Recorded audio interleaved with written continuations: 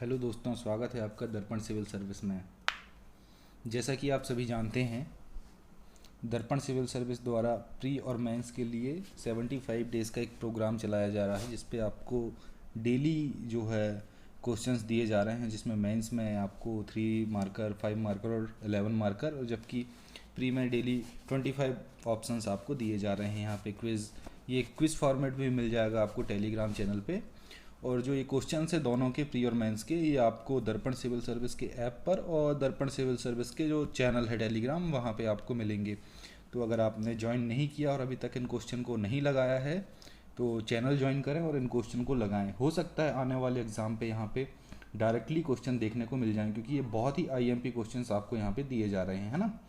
तो जैसे कि हमारा आज का टॉपिक है सामाजिक एवं आर्थिक भूगोल, तो हम इसको देखते हैं, इसके आज के 25 क्वेश्चन।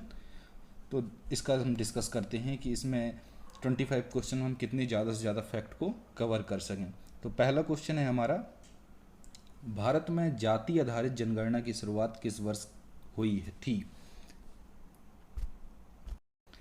भारत में जाति आधारित जनगणना की शुरुआत किस वर्ष हुई थी? 1881, 1891, 1931 और 2011। तो भारत में जाति आधारित जनगणना की शुरुआत जो है 1881 में हुई थी, जबकि इसको 1931 में समाप्त कर दिया गया था, लेकिन इसको पुनः जो है 2011 में मंजूरी मिल गई कि जाति आधारित जनगणना पुनः अब होगी, है ना। तो इसका सही आंसर है ए, 1881। अगला है सुमेलित कीजिए। एक तरफ इस्पात संयंत्र हैं और एक तरफ राज्य हैं, है ना। तो इसमें अमन को सुमेलित करना है। तो देखते हैं पहले राउरकेला। तो राउरकेला कहाँ पर है?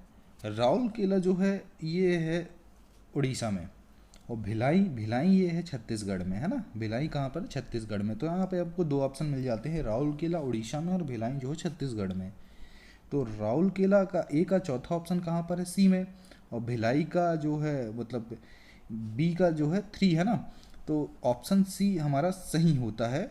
दुर्गापुर पश्चिम बंगाल और बोकारो जो है झारखंड, है ना। ऑप्शन सी हमारा यहाँ सही होता है। हम देख लेते हैं, थोड़ी सी इसकी डिटेल्स वगैरह देख लेते हैं कि और इसमें क्या क्या फैक्ट हमको मिल सकते हैं।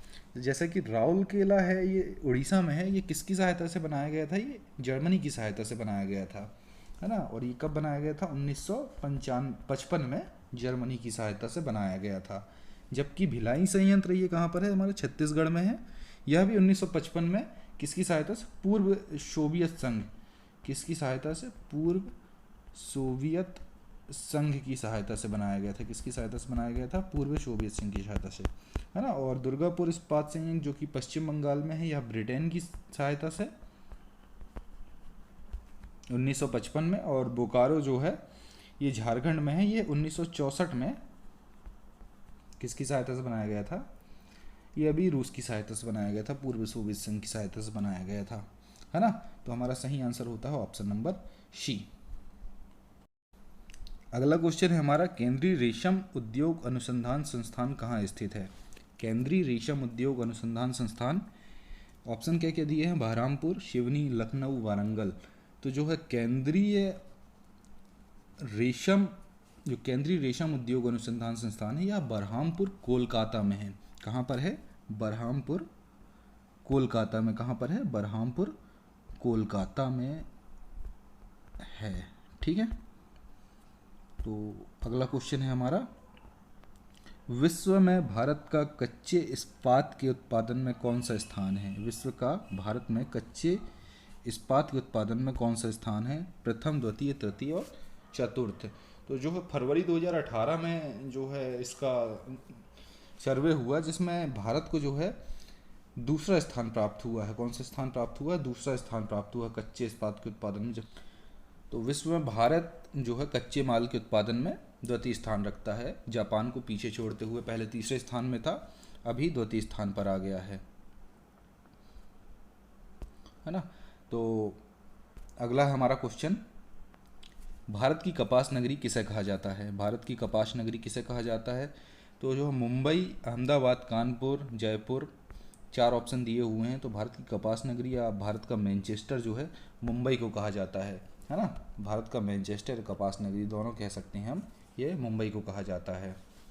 मुंबई की जलवायु जो है काफ़ी आर्द्र जलवायु है, इसलिए यहाँ पे जो कपास का उत्पादन इस क्षेत्र में अधिक था, इसीलिए जो है इसको भारत की कपास नगरी या भारत का मैनचेस्टर कहा जाने लगा। ठीक है। अगला है हमारा, एकीकृत टेक्सटाइल पार्क योजना कब शुरू की गई। एकीकृत टेक्सटाइल पार्क योजना जो है 26 अक्टूबर 2010, 27 अक्टूबर 2011, 5 सितंबर 2012, 15 सितंबर 2013, है ना। तो एकीकृत टेक्सटाइल पार्क योजना जो है 27 अक्टूबर 2011 को कब की गई, 27 अक्टूबर 2011 को की गई थी, है ना। तो जो है ये इसके अंतर्गत जो है सार्वजनिक और निजी भागीदारी के आधार पर जो है 21 नए, कितने, 21 नए टेक्सटाइल पार्क बनाए गए थे, है ना। और मतलब इनको स्वीकृति मिली थी। और जो पहला टेक्सटाइल पार्क है, यहीं पे अपन देख लेते हैं, पहला टेक्सटाइल पार्क जयपुर, कहाँ पे, जयपुर में प्रारंभ हुआ था। कहाँ पर, जयपुर के निकट बगरू एक जगह है, वहाँ पे प्रारंभ हुआ था, है ना। तो हमारा सही ऑप्शन क्या आता है, 27 अक्टूबर 2011। अगला क्वेश्चन है क्वेश्चन नंबर 7। क्वेश्चन नंबर 7 कहता है हमारा कि भूपेन हजारिका सेतु के संदर्भ में सही कथन का चयन करें। कथन कह रहे हैं कि इसका निर्माण लोहित नदी पर किया गया है ना। एकदम सही बात है, ब्रह्मपुत्र की सहायक नदी है यह लोहित नदी, इस पर इसका निर्माण किया गया है। 26 मई 2017 को राष्ट्र को समर्पित किया गया, है ना। तो ये बात भी एकदम सही है कि 26 मई 2017 को प्रधानमंत्री नरेंद्र मोदी ने इसका शुभारंभ किया था और इसको राष्ट्र को समर्पित किया गया था, है ना। यह देश का सबसे लंबा नदी सेतु और इसकी लंबाई जो है 9.15 किलोमीटर है। कितनी है, 9.15 किलोमीटर। ऊपरी असम एवं अरुणाचल प्रदेश के पूर्वी भाग को जोड़ता। तो ये बात भी एकदम सही है। तो यहाँ पे हमारे चारों कथन 1, 2, 3 और 4 कथन यहाँ पे सही होते हैं। तो यहाँ पे ऑप्शन हमारा था सभी कथन सही हैं।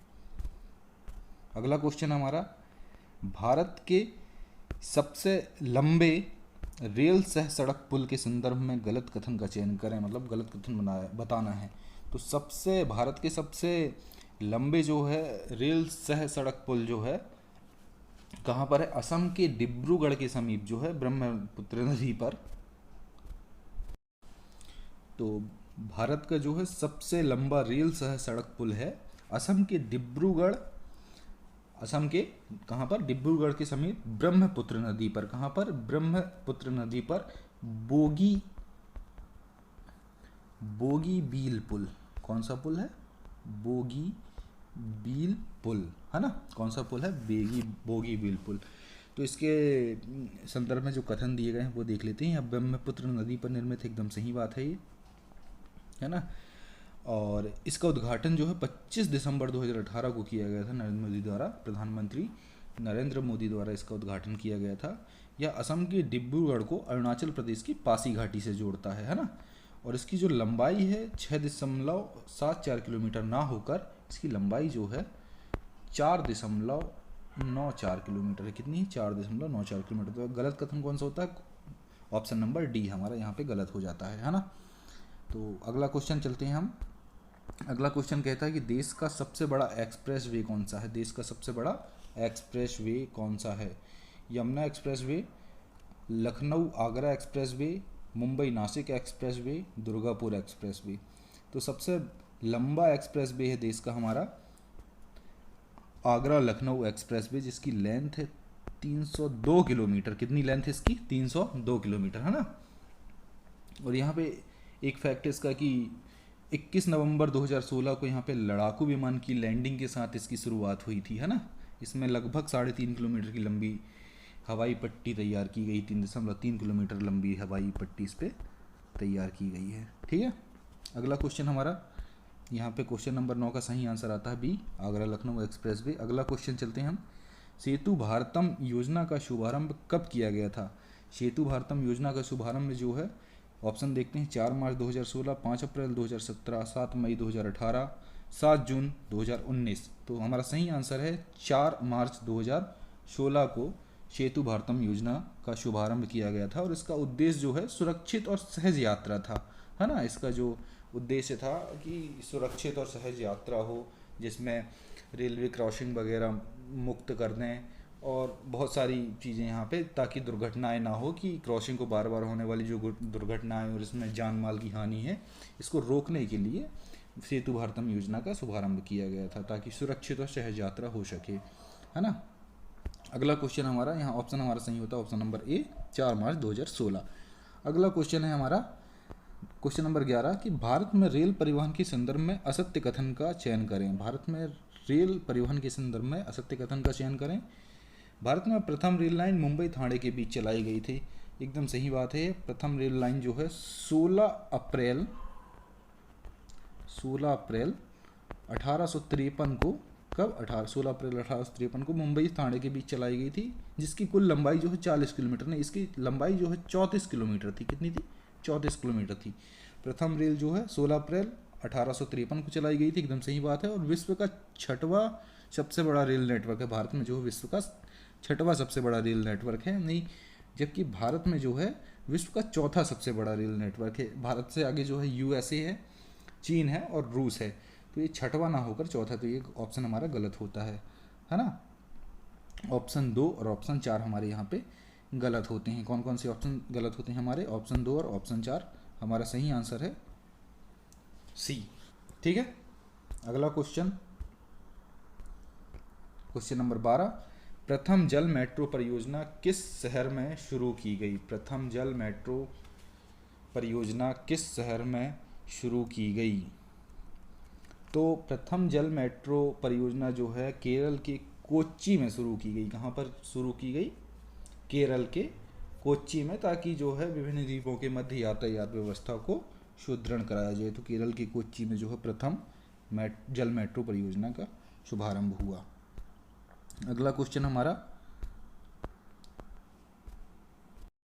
क्वेश्चन नंबर 13, केवल महिलाओं द्वारा संचालित होने वाला देश का पहला रेलवे स्टेशन कौन सा है, जो कि केवल महिलाओं द्वारा संचालित किया जाता है? यहाँ पे ऑप्शन दिए हुए हैं, Gandhinagar railway station, Habibganj railway station, Madan Mahal railway station, Lucknow railway station. तो हमारा सही आंसर यहाँ पे होता है गांधीनगर रेलवे स्टेशन, जो है first all women railway station है कंट्री का, हमारे देश का countries first all women railway station है, जो सिर्फ महिलाओं के द्वारा संचालित किया जाता है। जो इसका मतलब कि कब से इसका वो है, शुरुआत कब से हुई थी? 19 फरवरी 2018 को, है ना। जयपुर का जो है गांधीनगर रेलवे स्टेशन, कौन सा? Gandhinagar railway station. ठीक है, तो अगला क्वेश्चन है हमारा, यहाँ पे सही आंसर होता है ऑप्शन ए, हमारा सही आंसर होता है। अगला क्वेश्चन है हमारा क्वेश्चन नंबर 14 है कि भारत में वायु परिवहन का प्रारंभ कब किया गया था? तो भारत में वायु परिवहन का प्रारंभ जो है 1911 में इलाहाबाद से नैनीताल के बीच में। कहाँ से? इलाहाबाद से नैनी के बीच में सर्वप्रथम विमान डाक जो है पहुंचाई गई थी, जिसके जरिए वायु परिवहन का इस्तेमाल किया गया था ना, जिसमें वायु परिवहन का इस्तेमाल किया गया था। तो हमारा क्वेश्चन नंबर 14 का आंसर क्या होता है? 1911 में, है ना। कहाँ से कहाँ के बीच? इलाहाबाद से नैनी के बीच में चलाई गई थी, है ना। 1911 में भारत की पहली वायु परिवहन। ठीक है, अगला क्वेश्चन है हमारा अगला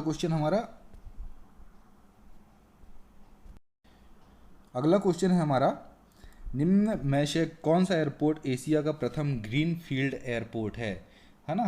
क्या क्वेश्चन बोल रहा है कि एशिया का प्रथम ग्रीन फील्ड एयरपोर्ट है? ऑप्शन क्या दिए हुए हैं? इंदिरा गांधी अंतर्राष्ट्रीय हवाई अड्डा, राजीव गांधी अंतर्राष्ट्रीय हवाई अड्डा, छत्रपति शिवाजी हवाई अड्डा और तिरुवनंतपुरम अंतर्राष्ट्रीय हवाई अड्डा। तो सबसे पहले तो जान लेते हैं कि ये क्या होता है, ग्रीन फील्ड एयरपोर्ट क्या होता है। तो ऐसे एयरपोर्ट होते हैं जहाँ पे कार्बन उत्सर्जन को कम करने की संबंधित विधियों का प्रयोग किया जाता है। ऐसी विधियों का प्रयोग किया जाता है जिसमें कार्बन का जो उत्सर्जन हो वो कम से कम हो। कैसा हो? कम से कम हो। तो ऐसा एशिया का प्रथम ग्रीन फील्ड एयरपोर्ट जो है भारत के हैदराबाद के राजीव गांधी अंतर्राष्ट्रीय हवाई अड्डे को ऐसा बनाया गया है कि यह एशिया का प्रथम ग्रीन फील्ड एयरपोर्ट है ना। तो ऑप्शन नंबर बी, 15 का ऑप्शन बी सही होता है। अगला क्वेश्चन है हमारा क्वेश्चन नंबर 16, उड़ान योजना के संदर्भ में असत्य कथन बताएं। उड़ान योजना के संबंध में असत्य कथन बताएं। इस योजना का जो प्रारंभ है 27 अप्रैल 2015 को हुआ था। जी नहीं, इसका प्रारंभ जो है 27 अप्रैल को तो हुआ था, लेकिन ये 2017 को हुआ था, 2015 को नहीं हुआ था ना। क्षेत्रीय यूनियन बाजार विकास विकसित करने के लिए नवाचारी योजना थी। एकदम सही बात है ना। इस योजना से क्षेत्रीय वायु संपर्क को बेहतर बनाया गया। यह योजना जून 2016 में जारी की गई राष्ट्रीय नागरिक उड्डयन नीति का एक प्रमुख घटक था। एकदम सही बात है। तो यहाँ पे जो हमारा शुरुआत इसकी प्रारंभ जो है 27 अप्रैल 2017 को हुई थी, ना कि 2015 को, है ना। बाकी यहाँ पे सारी बातें हमारी सही, तो असत्य कथन हमारा ए आता है। सही आंसर होता है ऑप्शन ए, 16 का ऑप्शन ए, है ना।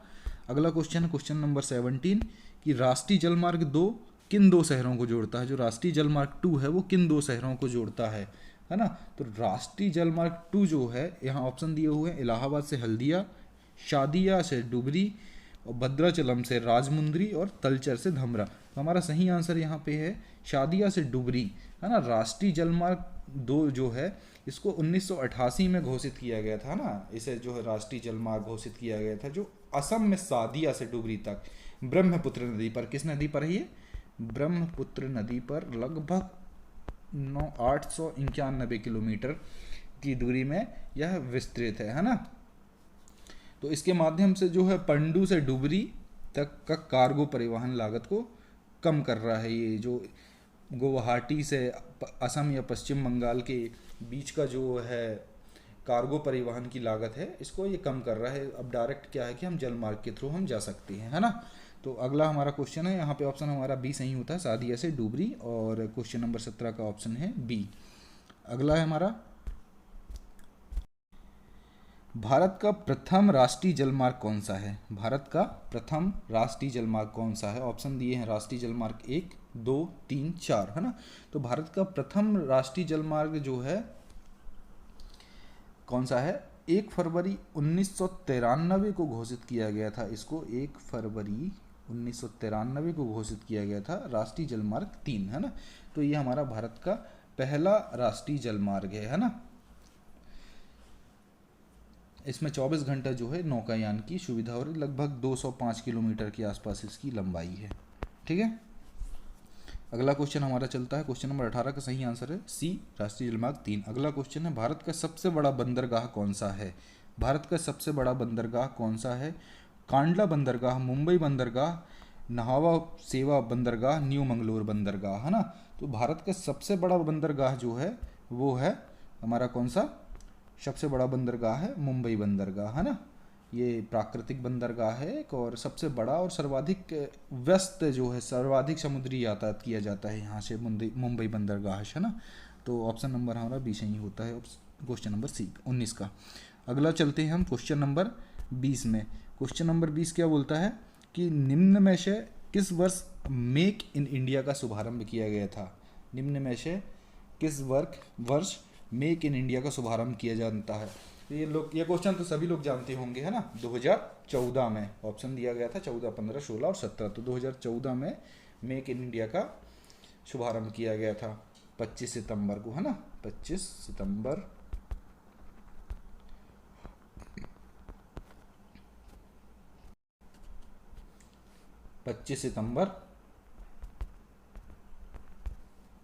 2014 को, है ना। तो ऑप्शन नंबर ए सही होता है 20 का। अगला क्वेश्चन चलते हैं,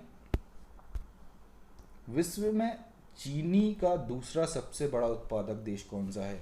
तो क्यूबा, चीन, भारत और ब्राज़ील। तो चीनी का सबसे बड़ा उत्पादक देश है ब्राज़ील, और दूसरा सबसे बड़ा उत्पादक देश है भारत, है ना। तो चीनी का सबसे बड़ा उत्पादक देश कौन सा है, चीन, वो ब्राज़ील सॉरी, और दूसरे स्थान पे भारत का नंबर लगता है ना। अगला क्वेश्चन, क्वेश्चन नंबर 22, भारत का सबसे लंबा केवल सेतु किस राज्य में स्थित है। कौन सा सेतु सबसे लंबा केवल सेतु, है ना। तो हमारा यहाँ पे ऑप्शन क्या क्या दिए गए हैं, मिजोरम, गुजरात, महाराष्ट्र और मणिपुर। तो भारत का जो है सबसे लंबा केवल सेतु जो है 7 मार्च 2017 को, कब, 7 मार्च 2017 को गुजरात राज्य के भरूच जिले में नर्मदा नदी पर, कहाँ पर, गुजरात के भरूच जिले के नर्मदा नदी पर, कहाँ पर, नर्मदा नदी पर, है ना, निर्मित देश का सबसे लंबा जो है 4 लेन के केबल सेतु का लोकार्पण किया गया था। इसकी जो है लेंथ है इसकी कितनी है, इसकी लेंथ है 1344 मीटर। कितनी है, 1344 मीटर, है ना। तो हमारा ऑप्शन यहाँ पे बी सही होता है। क्वेश्चन नंबर 22 का ऑप्शन बी गुजरात एकदम सही ऑप्शन है। अगला है क्वेश्चन नंबर 23। क्वेश्चन नंबर 23 कहता है कि भारत का सबसे छोटा राष्ट्रीय राजमार्ग कौन सा है। भारत का सबसे छोटा राष्ट्रीय राजमार्ग, ऑप्शन दिए गए हैं NH44, NH15, NH1A और NH47A। तो हमारा सही आंसर होता है यहाँ पे 47A। NH47A जो भारत का सबसे छोटा राष्ट्रीय राजमार्ग है, जो कि केरल के वेम्बनाड झील में स्थित वालंगटन द्वीप में है। कहाँ पर है, वालंगटन द्वीप में, केरल के वेम्बनाड झील में स्थित वालंगटन द्वीप में, है ना। तो यहाँ पे हम थोड़ा सा इसको देख लेते हैं। सबसे पहले राष्ट्रीय राजमार्ग से बहुत सारे क्वेश्चन आते हैं। तो सबसे छोटा जो है 47A है, जबकि सबसे बड़ा कौन सा है, तो सबसे बड़ा हमारा NH44 ना हो के 27 है, याद रखिएगा इसको, है ना। क्योंकि पहले 44 आप इसके ऑफिशियल साइट पे जाएंगे तो यहाँ पे जब दोनों की लेंथ मिलेगी तो वहाँ पे आपको 27 मिलेगा। बाकी बुकों में देखेंगे तो आप इसको 44 लगाएंगे और ऑफिशियल साइट पे उसको 27 मिलेगा। तो अगले एग्जाम में ध्यान रखिएगा, विथ प्रूफ आपको 27 ही लगाना है। अगर 27 नहीं दिया हुआ है तो आप 44 में जा सकते हैं, है ना। तो सबसे छोटा यहाँ पे हमारा है 47A। ठीक है, अगला क्वेश्चन है हमारा क्वेश्चन नंबर 24। भारत में सड़कों की न्यूनतम लंबाई किन जिलों में है। भारत में सड़कों की जो न्यूनतम लंबाई किन जिलों में है, तो न्यूनतम मतलब कि सबसे कम एग्जाम्पल यहाँ पे आंसर दिए हुए हैं, कौन कौन से ऑप्शन दिए हुए हैं हमारे। ऑप्शन है Maharashtra, Uttar Pradesh, Orissa, Sikkim, Mizoram, Meghalaya. Option C Madhya Pradesh, Chhattisgarh, Gujarat. Option D Tamil Nadu, Karnataka, Kerala. तो यहाँ पे ऑप्शन बी हमारा सिक्किम, मिजोरम और मेघालय, है ना। यहाँ पे न्यूनतम लंबाई है, जबकि सर्वाधिक लंबाई जो पाई जाती है, सर्वाधिक भी देख लेते हैं यहीं पे, सर्वाधिक लंबाई पाई जाती है महाराष्ट्र में, और उसके बाद यूपी और उड़ीसा का नंबर आता है ना। जबकि न्यूनतम में जो सिक्किम और उसके बाद मिजोरम, मेघालय, गोवा और मणिपुर का नंबर आता है। आप नोट डाउन कर लीजिएगा इस बात को, है ना। अगला क्वेश्चन है हमारा क्वेश्चन नंबर 25 और अंतिम क्वेश्चन है ये। भारत की किस नदी पर विश्व के सबसे ऊंचे रेलवे पुल का निर्माण किया जा रहा है। भारत की किस नदी पर विश्व के सबसे बड़े रेलवे पुल का निर्माण किया जा रहा है। ऑप्शन दिए होंगे ब्रह्मपुत्र, गंगा, चिनाब, सिंधु। तो ऑप्शन सी हमारा यहाँ पे सही होता है कि चिनाब नदी पर विश्व का सबसे ऊंचा रेलवे पुल जम्मू एवं कश्मीर के जो है उधमपुर, श्रीनगर, बारामूला रेल लिंक परियोजना के भाग के रूप में जो है चिनाब नदी पर रियासी जिले के, है ना, बक्कल और कौड़ी के बीच विश्व के सबसे ऊंचे रेल पुल का निर्माण किया जा रहा है ना। इसकी जो है ऊंचाई लगभग नहीं, एग्जैक्ट ही है 359 मीटर है ना। और जो पेरिस का एफिल टावर है कितना है ये 234 मीटर है ना, 234 मीटर है। तो इससे कितना अधिक है, 35 मीटर अधिक हुआ ना ये। तो सबसे ऊंचा रेलवे पुल है ना। और वर्तमान में अभी कौन सा है, वर्तमान में चीन में है एक रेलवे पुल जिसकी जो है ऊंचाई जो है 310 है ना। तो ये होते हैं हमारे 25 क्वेश्चंस कंप्लीट। उम्मीद है कि आपको सारे क्वेश्चंस और उसका डिस्कशन सही तरीके से समझ में आया होगा, है ना। और अभी तक अगर आपने टेलीग्राम चैनल ज्वाइन नहीं किया है या ऐप डाउनलोड नहीं किया है तो ऐप डाउनलोड कर लें, चैनल ज्वाइन कर लें और डेली यहाँ पे क्वेश्चंस लगाएं। यहाँ पे बहुत ही इंपॉर्टेंट क्वेश्चन और लगभग 25 क्वेश्चन में 100 फैक्ट आपको कवर कराए जा रहे हैं, है ना। वीडियो को अंत तक देखने के लिए धन्यवाद।